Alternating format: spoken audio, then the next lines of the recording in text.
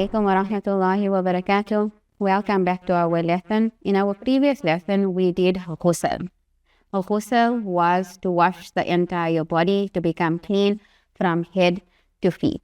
Today we will be doing the etiquettes of Ghusl. What are etiquettes? Etiquettes are rules. Rules which we should check before we make Ghusl and while making Ghusl. The first is when we are making Ghusl, we should check our awrah.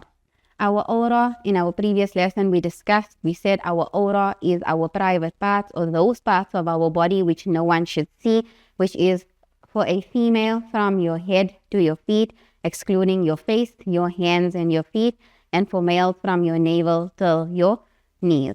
So when we are making Ghusl, we should make sure that we are doing it in private so that nobody sees our private part, and we should make sure that nobody sees our private part, as it is haram for people to see our awrah. We should also make sure that we do not waste water. In Islam, it is not permissible to waste. So we should make sure that when we are making Ghusl, we use the water that is necessary. But we should also make sure that we do not use too little water. We have to make sure that the amount of water we are using is sufficient to wet our entire head, to wet our entire body. We should also make sure that the water we are using is flowing water. We cannot lay in a bathtub and make Ghusl. It has to be either a shower or a head shower or any form of water, even from a jug, but it has to be flowing water.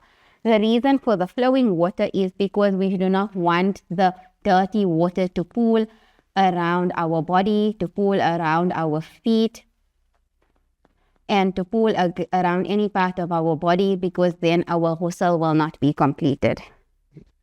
Another rule we should follow is to make sure that we do not face the Qibla in a state of nudity when we are undressed. So we should make sure that when we are in a state of undress, that we do not face the Qibla, so our private parts do not face the Qibla while we do not have clothing on. The next rule we should remember is that we can make Ghusl while seated or we can make Ghusl while standing, but it is better to make Ghusl while seated. We should also remember that when making Ghusl, we should not speak, we should not sing in the shower and read while in the shower. So when we are making Ghusl, we should keep these points in mind. These are the rules of Ghusl. We should make sure that our awrah is covered at all times. Or when making Ghusl, we should make sure that we are in a state of privacy where nobody can see our awrah, because it is not permissible for anybody to see our awrah.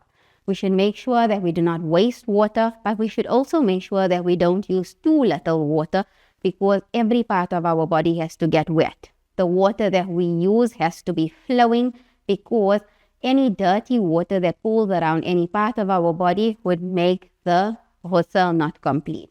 We should make sure that when we are in a state of undress or in a state of nudity, that we do not face the Qibla. We can make Ghusl while seated or standing, but it's preferable to make Ghusl while seated.